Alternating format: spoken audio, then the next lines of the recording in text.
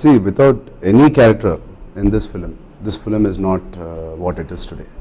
ఏ ఒక్కరు లేకపోయినా ఈ వాళ్ళ పాత్రలో ఈ సినిమా ఇంత సక్సెస్ అయ్యిండేది కాదు.